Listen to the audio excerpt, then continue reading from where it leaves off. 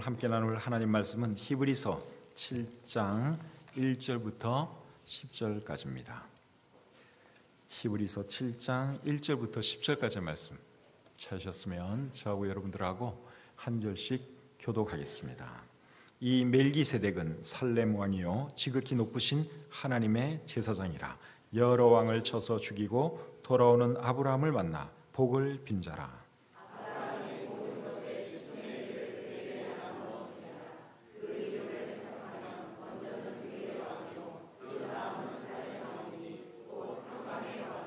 아버지도 없고 어머니도 없고 족보도 없고 시작한 날도 없고 생명의 끝도 없어 하나님의 아들과 닮아서 항상 제사장으로 있느니라.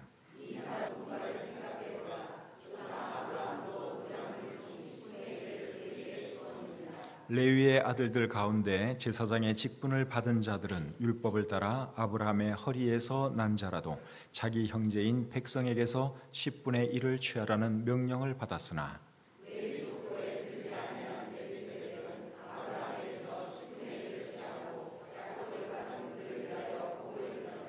논란의 여지 없이 낮은 자가 높은 자에게서 축복을 받느니라.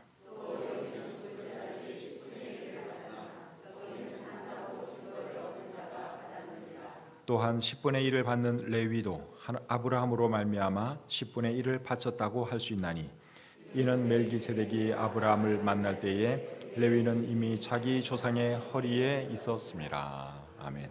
하나님, 오늘도 우리에게 귀한 주일을 허락해 주시고 주님의 이름으로 모여서 하나님을 예배하게 해주신 것 감사합니다.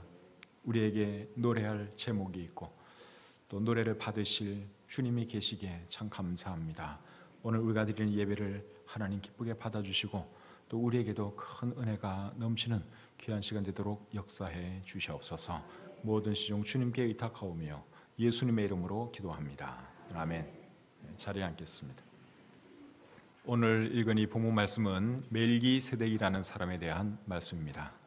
멜기세덱은 창세기 14장에 나오는 인물이죠. 이분은 전쟁에서 이기고 돌아오는 아브라함을 만나 축복해 준 사람이고, 그리고 아브라함으로부터 10분의 1, 즉 11조를 받은 사람이기도 합니다. 창세기 14장 17절부터 20절에 그 내용이 잘 기록이 되어 있는데 오늘 본문 1절과 2절에도 보시면 또 간략하게 요약을 잘 해주고 있습니다. 본문 1절, 2절 한번 제가 읽어보겠습니다. 이 멜기세덱은 살렘 왕이요 지극히 높으신 하나님의 제사장이라. 여러 왕을 쳐서 죽이고 돌아오는 아브라함을 만나 복을 빈 자라. 아브라함이 모든 것의 10분의 1을 그에게 나누어 주니라. 그러니까 이분은 살렘 왕이고 지극히 높으신 하나님의 제사장이라고 말씀을 하고 있지요. 그런데 이분이 참 신비로운 사람입니다. 2절 중간부터 계속 보겠습니다. 그 이름을 해석하면 먼저는 의의 왕이요 그 다음은 살렘 왕이니 곧 평강의 왕이요 아버지도 없고 어머니도 없고 족보도 없고 시작한 날도 없고 생명의 끝도 없어 하나님의 아들과 닮아서 항상 제사장으로 있느니라. 여기 보니까 이분에 대해서 어떤 말씀을 하는가 하면 이분은 아버지도 없고 어머니도 없고 족보도 없고 시작한 날도 없고 생명의 끝도 없는 그런 분이라고 말씀을 하고 있는데, 여러분 세상에 그런 사람이 어디 있겠어요? 그런 사람이 있다면 그분은 하나님이겠죠. 그런데 이 멜기세덱은 분명히 사람이라고 오늘 이 본문이 소개를 하고 있습니다. 4절 앞부분에 보시면 이 사람이 얼마나 높은가를 생각해 보라. 내용을 봐서는 이분이 하나님 같은데 또 분명히 또 사람이라고 본문이 소개를 하고 있습니다. 육신을 가진 사람이면서 하나님의 어떤 분이 한 분 계시기는 계셨죠. 그분이 누굴까요? 그분은 예수님이시죠. 여러분들이 이미 다 알고 있습니다. 그렇다면 이분이 예수님이냐? 그거는 아니에요. 이분이 예수님은 아닙니다. 어떻게 하는가 하면 3절 중간에 보시면 이분에 대해서 하나님의 아들과 닮았다고 했지 하나님의 아들이라고 말하지는 않거든요. 그러니까 닮았다는 것이지 이분이 하나님의 아들, 즉 예수님은 아니다 하는 것을 우리가 알 수 있습니다. 그렇다면 이분의 정체가 뭘까요? 정말 신비로운 분인데 이분의 정체가 뭐냐? 이분은 예수 그리스도를 예표하는 인물입니다. 예표라는 말은 우리가 잘 안 쓰는 말인데 사전에 찾아보시면 기독교 용어라고 나와 있고, 그리고 예언 따위를 미리 보여주는 조짐, 그렇게 나와 있습니다. 조금 더 쉬운 말로 말씀드리면 이분은 예수 그리스도의 모형이 되시는 분이다, 그러한 뜻입니다. 그러니까 예수님은 아니지만 예수님과 상당히 비슷한 분이다, 예수님을 이렇게 나타내 보여주는 분이다 하는 것이 예수님의 예표다, 예수님의 묘형이다 하는 말의 의미입니다. 이분이 예수 그리스도의 예표가 되시고 모형이 되시는 분인 것은 이분이 왕이면서 제사장이었다고 하는 데서도 잘 드러납니다. 1절 말씀을 여러분 다시 한번 보겠습니다. 이 멜기세덱은 살렘 왕이요 지극히 높으신 하나님의 제사장이라. 그러니까 이분은 왕이면서 또한 제사장이었다고 말씀하고 있습니다. 여러분들이 구약 성경을 보시면 왕과 제사장은 확실하게 구분되는 그러한 직분입니다. 이스라엘 역사 가운데 왕이면서 제사장이었던 사람은 한 사람도 없습니다. 왕은 왕이고 그리고 제사장은 제사장이에요. 하나님께서 확실하게 구분을 해 주셨습니다. 그런데 여러분들이 성경을 잘 보시면 예수님은 왕으로도 묘사되고 제사장으로도 묘사되고 그리고 선지자로도 묘사되고 있습니다. 예수님이 왕으로 묘사되는 성경 구절은 어떤 것이 생각납니까? 예를 들면 사무엘하 7장 16절에 보시면 하나님께서 다윗에게 뭐라고 말씀하시는가 하면 네 왕위가 영원히 경고하리라, 그렇게 말씀을 하십니다. 결국 이 말씀은 예수 그리스도를 통해서 이루어지죠. 우리 예수님이 영원한 왕이 되시는 분이십니다. 요한계시록 19장 16절에 보시면 예수님께서 다시 오시는데 그 옷과 다리에 뭐라고 써 있는가 하면 만왕의 왕 만주의 주, 그렇게 기록이 되어 있죠. 예수님은 왕이십니다. 예수님의 죄패에 빌라도가 글을 써서 붙였는데 그게 뭐라고 써 있었죠? 유대인의 왕. 그래서 예수님은 성경 여기저기에서 왕인 것을 많이 드러내고 있습니다. 또 제사장으로도 묘사가 되고 있는데 예수님을 제사장으로 잘 묘사하는 책이 우리가 지금 공부하고 있는 히브리서입니다. 히브리서 내용을 쭉 읽어보시면 계속해서 강조하는 것이 예수님은 대제사장이다 하는 그러한 내용이 있죠. 선지자로도 예수님을 묘사하고 있는데 선지자로 묘사하는 하나님 말씀은 신명기 18장 15절에 나와 있습니다. 자, 신명기 18장 15절 말씀을 제가 한번 읽어드리겠습니다. 내 하나님 여호와께서 너희 가운데 내 형제 중에서 너를 위하여 나와 같은 선지자 하나를 일으키시리니 너희는 그의 말을 들을지니라. 모세가 이스라엘 백성들에게 하는 말인데 나와 같은 선지자 하나를 너희 가운데 일으키실 것인데 너희들은 그의 말을 들어야 한다. 모세가 백성들에게 그렇게 말을 했습니다. 여기 말하는 선지자도 결국은 예수님을 말하는 것입니다. 예수님을 통해서 이루어지게 되지요. 그런데 여러분, 왕, 제사장, 선지자 이 세 직분을 가진 사람들이 세워질 때는 어떻게 세워졌는가 하면 기름 부음을 통해서 세워졌습니다. 여러분들이 성경을 쭉 읽어보시면 왕이 될 사람에게 선지자가 가서 기름을 머리에 붓죠. 그럼 그 사람 왕이 되는 거예요. 선지자도 그렇게 세워지고 또 제사장도 그렇게 세워졌습니다. 우리가 예수님을 그리스도 또는 메시아라 그랬죠. 그리스도나 메시아나 같은 뜻입니다. 기름 부음 받은 자, 그런 뜻이에요. 메시아는 히브리어고 그리스도는 헬라어. 이제 다른 나라 말이라서 이렇게 다르지만 결국은 같은 뜻이에요. 기름 부음을 받은 자. 왜 예수님을 일컬어서 기름 부음 받은 자, 메시아, 그리스도라 그러는가 하면 예수님은 왕이었고 제사장이었고 선지자였기 때문에 예수님을 메시아, 그리스도 그렇게 부르는 것입니다. 그런데 이 멜기세덱이 왕이면서도 제사장이었다는 것이죠. 그것이 이분이 예수님의 예표가 되는 분이다 하는 것을 잘 보여주고 있습니다. 또 오늘 이 본문에 보시면 멜기세덱은 의의 왕이고 평강의 왕이라고 말씀을 하고 있습니다. 2절 하반절을 여러분 다시 한번 보겠습니다. 2절 하반절. 2절 하반절을 보시면 그 이름을 해석하면 먼저는 의의 왕이요 그 다음은 살렘 왕이니 곧 평강의 왕이요. 이분의 이름은 멜기세덱인데 멜기세덱이라는 이름의 의미는 의의 왕, 그런 뜻입니다. 그리고 이분은 살렘이라는 지역의 왕입니다. 살렘은 예루살렘을 말하는 거예요. 근데 살렘이라는 그 단어의 뜻이 뭔가 하면 평안, 평강, 그런 뜻이죠. 근데 이분이 살렘 왕이니까 평강의 왕이다, 그 말이죠. 근데 성경에 보시면 또 예수님에 대해서도 의의 왕, 평강의 왕으로 소개하고 있는 것 여러분들이 잘 알고 계시죠. 이사야 9장 6절 7절. 자, 시작. 이는 한 아기가 우리에게 낳고 한 아들을 우리에게 주신 바 되었는데 그의 어깨에는 정사를 메었고 그의 이름은 기묘자라 모사라 전능하신 하나님이라 영존하시는 아버지라 평강의 왕이라 할 것임이라.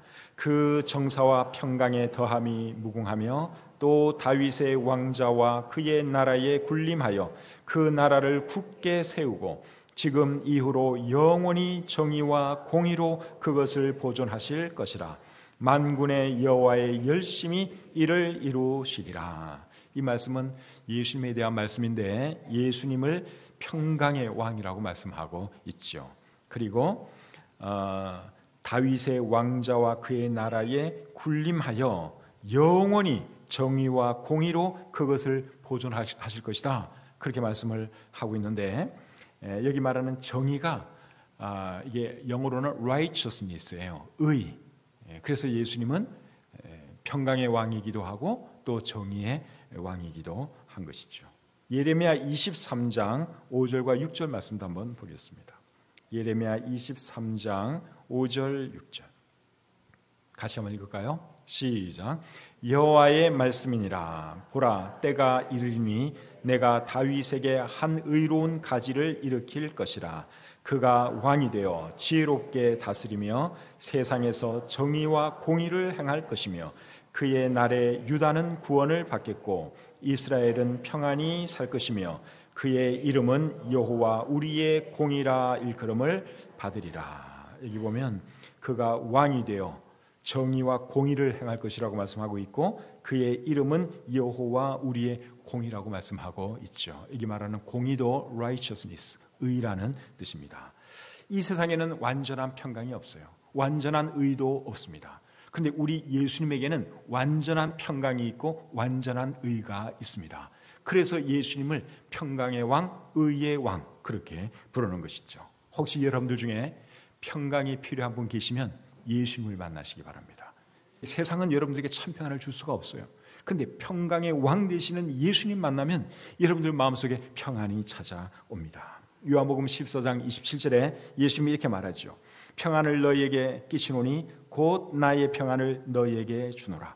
내가 너희에게 주는 것은 세상이 주는 것과 같지 아니하니라. 세상에서도 어느 정도의 평안은 얻을 수 있어요. 근데 그 평안은 영원한 평안이 아닙니다. 잠깐 있다가 사라지는 평안이죠. 근데 예수님 만나면 영원한 평안, 참된 평안, 그런 평안을 여러분들이 얻을 수 있습니다. 그리고 여러분 중에 죄의 문제로 고민하고 갈등하는 분 계시면 여러분 그것도 예수님 만나면 해결됩니다. 예수님은 의의 왕이잖아요. 여러분의 죄의 문제를 예수님이 해결해 주실 수 있습니다. 예수님 만나면 예수님이 여러분들을 의롭다 해주시고 죄로부터 자유케 해 주십니다. 로마서 3장 25절과 26절에 이런 말씀이 기록되어 있습니다.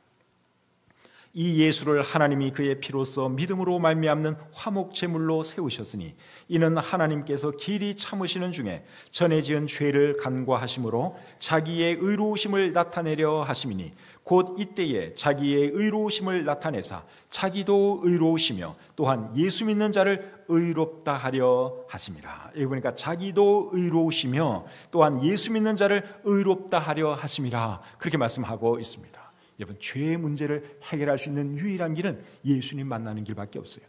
의의 왕 만나면 예수님께서 여러분들에게 죄 문제를 해결해 주십니다. 그리고 예수님이 여러분들을 죄로부터 자유케 해 주십니다. 그것이 성경이 우리들에게 약속하고 있는 내용이죠. 또 로마서 4장 25절은 이렇게 말하죠. 예수는 우리가 범죄한 것 때문에 내어줌이 되고 또한 우리를 의롭다 하시기 위하여 살아나셨느니라. 왜 예수님이 십자가에 달려 죽으셨고 왜 다시 살아나셨느냐? 우리의 죄 문제를 해결해 주시기 위해서, 우리를 의롭다 하시기 위해서 그렇게 하셨다고 성경은 증언하고 있습니다. 여러분 중에 진정한 평안을 원하는 분, 또 또 죄의 문제 해결하기 원하는 분 계시면 꼭 예수님을 만나시기 바랍니다. 다른 데서는 해결할 길이 없어요. 예수님 만나면 해결됩니다. 자, 계속해서 오늘 이 본문을 보시면 멜기세덱은 아버지도 없고 어머니도 없고 족보도 없고 시작한 날도 없고 생명의 끝도 없는 분이라고 말씀을 하고 있죠. 이런 분은 사실 하나님밖에 안 계세요.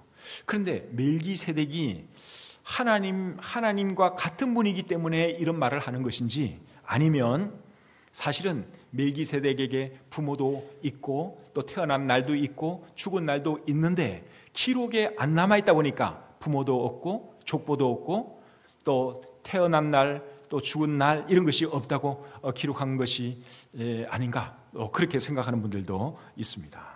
그런데 이 히브리서 기자가 지금 강조하려는 건 뭔가 하면 어쨌든 멜기세덱은 하나님과 같은 분이라는 거예요. 그리고 예수님과 비슷한 분이라는 것입니다. 그래서 3절 중간에 하나님의 아들과 닮았다 이런 말씀을 하고 항상 제사장으로 계신다 이런 말씀을 하고 있는 것이죠. 그러니까 이분이 보통 우리와 같은 그런 사람이 아닌 것은 확실합니다. 제 생각에는 하나님께서 사람의 몸을 입고 잠깐 이 땅에 오신 분이 아닌가 생각이 돼요. 우리 구약 성경에 보시면 하나님께서 사람의 몸으로 나타나서 사람들 만나고 또 사람들 사이에서 잠깐 지냈던 그런 기록이 있습니다. 예를 들면 야곱을 만나서 씨름한 그분 기억하시죠? 야복 강가에서 야곱이 씨름을 했는데 그분이 사실은 누구였느냐? 하나님이셨어요. 하나님께서 갑자기 이게 예수님처럼 인간 부모를 통해서 이렇게 나온 그런 게 아니라 어떤 족보를 통해서 나온 것이 아니라 하나님께서 갑자기 사람의 몸을 입고 야곱 앞에 나타나신 것이죠. 그래서 야곱을 붙들고 씨름을 하고 야곱을 이렇게 다스려 주셨는데 이 멜기세덱이 저는 그런 분이라고 생각이 됩니다. 그러니까 사실은 뭐 부모가 있는 그런 분이 아니에요. 하나님께서 인간의 몸으로 이 땅에 잠시 오신 거예요. 그리고 살렘 왕으로 지내셨고 그리고 하나님의 거룩한 제사장으로 잠깐 지내신 거죠. 그리고 어느 날 또 온데간데 없이 사라진 분, 그분이 이 멜기세덱이라고 생각됩니다. 그런데 우리 예수님은 육신적으로는 아버지도 있었고 어머니도 있었고 족보도 있고 태어난 날도 있고 생명의 끝날도 있죠. 다 있어요, 예수님은. 그런데 예수님도 하나님으로서는 사실은 아버지도 없고 어머니도 없고 족보도 없고 시작한 날도 없고 생명의 끝도 없는 분이라고 할 수 있죠. 그래서 이 멜기세덱은 예수님의 예표가 되는 분이다, 그러한 말씀입니다. 또 3절 끝에 보면 이분은 항상 제사장으로 있는 분이라고 말씀을 하고 있는데 예수님도 그런 분이시죠. 히브리서 6장 20절에 보시면 그리로 앞서가신 예수께서 멜기세덱의 반차를 따라 영원히 대제사장이 되어 우리를 위하여 들어가셨느니라. 그래서 예수님도 영원히 제사장으로 계시는 분이고 멜기세덱도 항상 제사장으로 있는 분이라고 우리 성경이 말씀을 하고 있는데, 그래서 이 멜기세덱은 예수님의 예표가 되는 분이다 하는 것입니다. 자, 근데 여러분 오늘 이 본문이 멜기세덱과 관련해서 진짜 중요하게 말하는 내용은 뭔가 하면 아브라함이 멜기세덱에게 10분의 1, 즉 11조를 드렸다는 것입니다. 그것을 오늘 이 본문은 제일 많이 강조를 하고 있습니다. 4절을 보겠습니다. 4절. 자, 같이 한번 읽겠습니다. 시작. 이 사람이 얼마나 높은가를 생각해 보라. 조상 아브라함도 노량물 중 10분의 1을 그에게 주었느니라. 오늘 이 본문에서 멜기세덱과 관련해서 제일 강조하는 것은 이거예요. 아브라함이 그분에게 11조를 드렸다는 것. 이것이 오늘 이 본문이 제일 강조하는 내용입니다. 여러분, 아브라함은 왜 멜기세덱에게 10분의 1을 드렸을까요? 아브라함이 이분을 알아본 거죠. 알아본 거예요. 그리고 하나님께 감사하는 마음이 있었습니다. 그래서 아브라함은 멜기세덱에게 10분의 1, 즉 11조를 감사하는 마음으로 드린 것이죠. 우리도 하나님께 감사하는 마음으로 11조를 드리는데 우리가 드리는 이 11조는 어떻게 해서 시작이 되었느냐? 아브라함이 멜기세덱에게 11조 드린 것에서부터 시작이 되었습니다. 그런데 오늘날 11조에 대해서 잘못 생각하고 있는 분들이 참 많은 것 같습니다. 어떻게 잘못 생각하는가 하면 11조 드리는 것을 율법적인 것으로 생각을 하는 분들이 의외로 많이 있어요. 우리 교회 신실하게 11조 잘하는 분들 중에는 그런 분들이 안 계시겠지만 이렇게 인터넷에 이렇게 보면은 제가 지난 주간에 이 설교 준비하면서 11조에 대한 설교를 한 두세 편 들었어요. 다른 목사님들이 이렇게 설교하는 거, 강의하는 거 두세 편을 들었는데 제대로 잘 가르치신 분들이에요. 정통적으로 제대로 잘 가르치신 분들인데 그 밑에 댓글을 보니까요, 11조에 대해서 손 부정적인 이야기, 그 강의하신 분, 그 목사님 막 공격하고 이런 글이 쭉 달리더라고요. 그게 마음이 너무너무 아프더라고요. 그러니까 11조에 대해서 지금 사람들이 잘못된 생각들을 너무너무 많이 하고 있다는 것입니다. 근데 그 중에 하나가 뭔가 하면 11조 드리는 것은 율법적인 것이다 하는 그러한 생각입니다. 근데 한 가지 알아야 될 게 뭔가 하면 11조는 율법이 말하기 전에 아브라함이 먼저 드린 것이라고 하는 것을 절대로 잊으시면 안 됩니다. 물론 율법에도 여러분 11조 하라는 말씀이 있습니다. 레위기에도 있고 민수기에도 있고 신명기에도 있고 11조 하라는 말씀이 있어요. 그런데 여러분, 율법에 기록된 것을 하면 다 율법적인 것이 되는 것입니까? 그건 아니죠. 예를 들어서 율법에는 부모를 공경하라는 말도 있어요. 살인하지 말라는 말도 있어요. 간음하지 말라는 말도 있어요. 십계명에 나오는 내용들이죠. 그러면 그거 하면 우리 다 율법적인 사람입니까? 십계명이 부모를 공경하라 그래서 내가 부모를 공경하는데, 또 간음하지 말라 그래서 간음하지 않고 살인하지 말라 그래서 내가 그 말을 열심히 잘 지키고 있는데, 그럼 나 율법적인 사람이 되는 거예요? 그렇습니까? 그건 아니죠. 부모를 공경해야 하는 거, 살인하면 안 되는 거, 간음하면 안 되는 거는 율법이 말하기 전에 우리 양심이 다 알고 있는 내용이에요. 맞죠? 그러니까 우리가 율법이 말하기 전에 율법과 관계없이 부모 공경하는 것이고, 살인 안 하는 것이고, 간음 안 하는 거죠. 그런데 사람들 중에는 양심을 팔아먹고 부모 공경하지 않는 사람들도 있어요. 살인하는 사람도 있고 간음하는 사람도 있어요. 그런 사람들 때문에 하나님께서 율법에 부모를 공경하라, 살인하지 말라, 간음하지 말라 이런 말씀을 기록해 놓은 것입니다. 그러니까 11조 드리는 것도 그런 차원으로 우리가 이해를 해야 합니다. 여러분, 아브라함이 왜 11조를 드렸죠? 하나님 은혜가 감사하니까, 전쟁에서 이기고 돌아올 수 있도록 해주셨으니까 너무너무 감사해서 멜기세덱에게 11조를 드린 것입니다. 오늘날 우리가 11조를 드리는 이유도 동일하죠. 하나님 은혜가 너무 감사해서 더 많이 드리고 싶은데 일단 10분의 1을 우리가 하나님께 드리는 것입니다.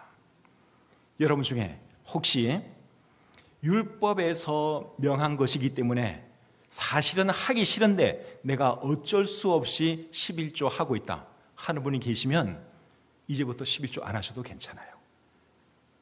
우리는 율법 아래에 있는 사람들이 아니라 은혜 아래에 있는 사람들이잖아요.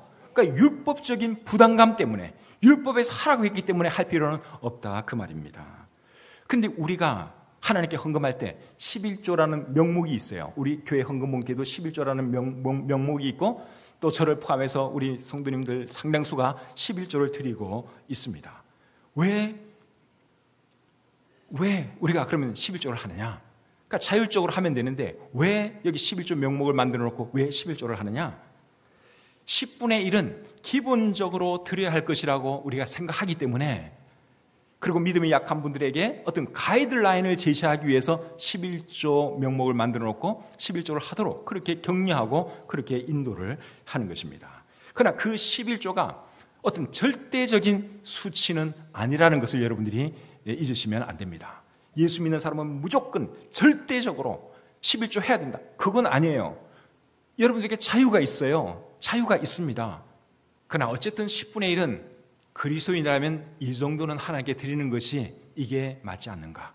아브라함도 그렇게 했기 때문에 우리도 그 본을 따라서 하는 것이 좋지 않겠는가 하는 그런 마음으로 우리가 11조를 하는 것이고, 또 11조를 하도록 교회에서 성도들을 그렇게 지도하는 것이다 하는 것을 여러분들이 잘 이해할 수 있기를 바랍니다.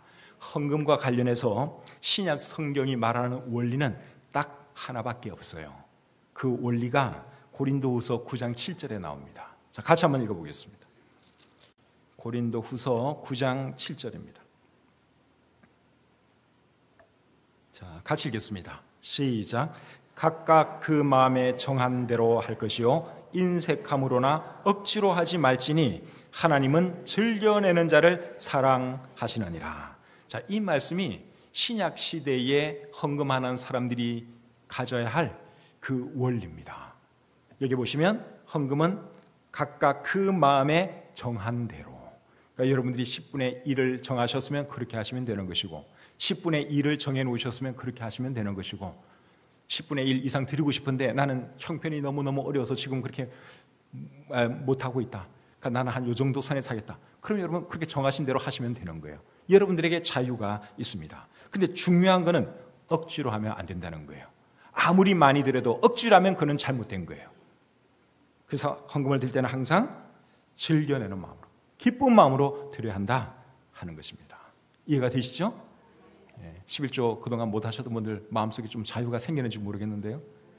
그럼 제가 질문을 하나 해볼게요. 우리는 은혜 아래에 사는 사람이라고 제가 말씀을 드렸죠. 율법 시대에 사는 사람들 아니에요. 그러면 여러분, 하나님의 은혜를 아는 사람과 율법대로 헌금하는 사람과, 여러분 어떤 사람이 헌금을 더 많이 할 것 같습니까? 어떤 사람이 헌금을 더 많이 드려야 한다고 생각을 하십니까? 이제 이렇게 쉽게 제가 설명을 해볼게요. 부모에게 의무적으로 용돈을 드리는 아들과 정말 부모님을 사랑해서 정말 부모님의 은혜에 감사해서 부모에게 용돈 드리는 아들과, 여러분 어떤 아들이 더 많이 드릴 것 같습니까? 부모의 은혜를 아는 자식이 더 많이 드리게 되겠죠. 그래서 제 생각에는 하나님의 은혜를 아는 사람이라면 율법에서 정한 그거보다 더 많이 드리면 드렸지 적게 드리게 될 것 같지는 않습니다. 근데 현실은 안 그럴 수도 있어요. 현실은 여러분 율법적으로 가르치는 것이 헌금 더 많이 내게 할 수도 있어요. 근데 원래는 여러분 그게 아닙니다. 원래는 은혜로 드릴 때 우리가 하나님께 더 잘 드려야 하고 더 많이 드리는 것이 옳지요. 예수님께서 가르친 것도 여러분 결국 그런 삶이에요. 예수님이 마태복음 5장에서 속옷을 달라고 하는 자에게는 겉옷도 내주고 오리를 가져가는 사람에게는 십리를 가져라고 말씀을 하고 있죠.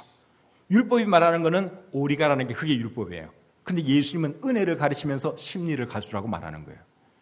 속옷을 달라고 하는 거, 이거는 율법이에요. 근데 겉옷까지 주는 거, 이게 은혜죠. 그러니까 예수님이 우리에게 결국 가르치는 게 뭔가 하면 율법을 뛰어넘는 삶을 살라 하는 거죠. 이해가 되십니까? 그러니까 여러분 우리가 하나님께 내가 얼마를 드릴까? 그건 여러분들이 자유로 정하시는 거예요. 그런데 여러분 하나님의 은혜를 생각하면서 풍족히 드릴 수 있는 저와 여러분들이 될 수 있기를 바랍니다.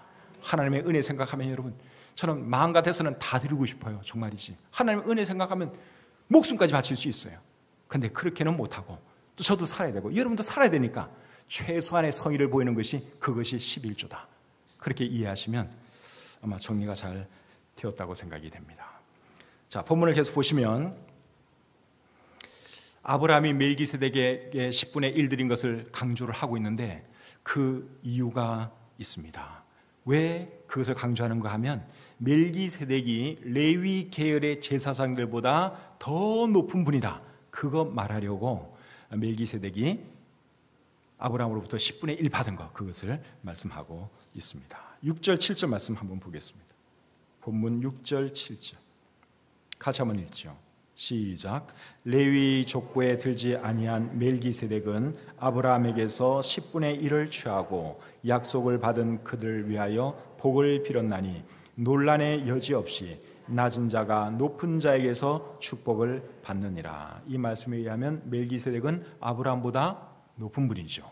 왜냐하면 아브라함으로부터 11조를 받았으니까, 그리고 또 축복을 해주었으니까 아브라함보다 멜기세덱이 더 높은 분이세요.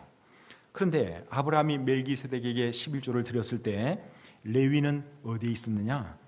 태어나지도 않았습니다. 그것을 오늘 이 본문에서는 레위가 아브라함의 허리에 있었다, 아브라함의 몸 안에 있었다, 그렇게 말씀을 하고 있습니다. 그렇기 때문에 아브라함이 11조를 멜기세덱에게 드렸을 때 레위도 멜기세덱에게 11조 드린 것과 마찬가지다, 그렇게 오늘 이 본문이 말씀을 하고 있는데 9절 10절 말씀 한번 보겠습니다. 또한 10분의 1을 받는 레위도 아브라함으로 말미암아 10분의 1을 바쳤다고 할 수 있나니 이는 멜기세덱이 아브라함을 만날 때에 레위는 이미 자기 조상의 허리에 있었습니다. 그러니까 멜기세덱은 제사장들의 조상인 레위보다도 높다, 그것을 지금 이 히브리서 기자가 말씀하고 있는 것이죠. 그런데 그런 말을 하는 이유가 또 있어요. 왜 그런 말을 하느냐? 히브리서의 수신자들은 히브리 그리스도인들입니다. 그들 중에는 유대교의 제사 제도를 그리워하는 사람들도 있었고 유대교로 다시 돌아가려는 사람들도 있었습니다. 그런 사람들에게 뭐가 필요했는가 하면 예수님은 레위 계열의 제사장들보다 더 위대한 분이다 라는 그 확신이 그들에게 필요했습니다. 그래서 히브리서 기자가 멜기세덱 이야기를 들려주는 것이죠. 예수님은 멜기세덱 계열의 제사장이죠. 그러니까 예수님은 레위 계열의 제사장들보다 훨씬 더 높은 분이다. 그것이 오늘 이 히브리서 기자가 우리에게 말하는 내용입니다. 그런데 오늘 이 본문에서 8절이 조금 이야기가 어렵습니다. 자, 8절 말씀 보겠습니다. 또 여기는 죽을 자들이 10분의 1을 받으나 저기는 산다고 증거를 얻은 자가 받았느니라. 여기 보면 여기라는 표현이 나오고 저기라는 표현이 나와요. 죽을 자들이라는 표현이 나오고 산다고 증거를 얻은 자라는 표현이 나옵니다. 여기는 어디고 저기는 어딜까요? 그리고 죽을 자들은 누구고 산다고 증거를 얻은 자는 누굴까요? 죽을 자들은 레위 계열의 후손 제사장들을 말하는 것이고 레위 계열의 제사장들을 말하는 것이고 산다고 증거를 얻은 자는 멜기세덱을 말하는 것입니다. 표준 세번역 성경으로 8절을 보시면 이렇게 되어 있습니다. 한쪽에서는 죽을 수밖에 없는 인간들이 10분의 1을 받고 다른 쪽에서는 살아계심이 입증되신 분이 그것을 받습니다. 죽을 수밖에 없는 인간들은 레위 계열의 제사장들을 말하는 것이고 또 살아계심이 입증되신 분은 멜기세덱을 말하는 거예요. 공동번역은 더 쉽게 번역을 해놨습니다. 사제들도 10분의 1을 받고 멜기세덱도 10분의 1을 받았지만 사제들은 언젠가는 죽을 사람들이고 멜기세덱은 성서가 증언하는 바와 같이 영원히 살아 있습니다. 그러니까 멜기세덱이 결국 레위 계열의 제사장들보다 더 위대한 분이다 하는 것이 오늘 이 본문의 내용이에요. 그런데 여러분, 멜기세덱보다 더 위대한 분이 계시는데 그분이 누구실까요? 그분이 예수 그리스도시죠. 멜기세덱은 예수 그리스도의 예표에 불과한 분이지만 예수님은 주인공이 되는 분이고 실체가 되시는 분이죠.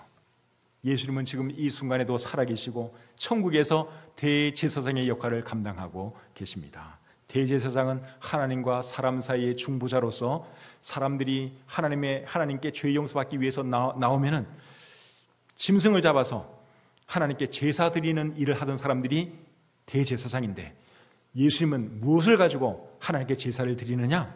자신의 피를 가지고 제사를 드리는 대제사장이십니다. 그 한 번의 제사로 이 세상 모든 사람들의 죄 문제를 다 해결해 놓으셨어요.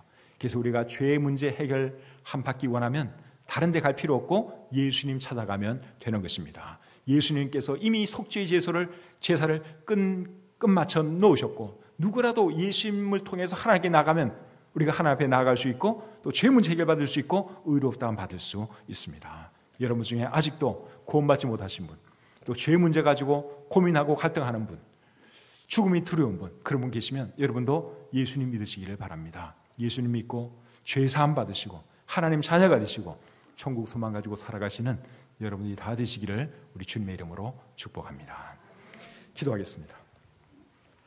하나님 아버지, 부족한 종이 둔한 입술로 말씀을 전했습니다.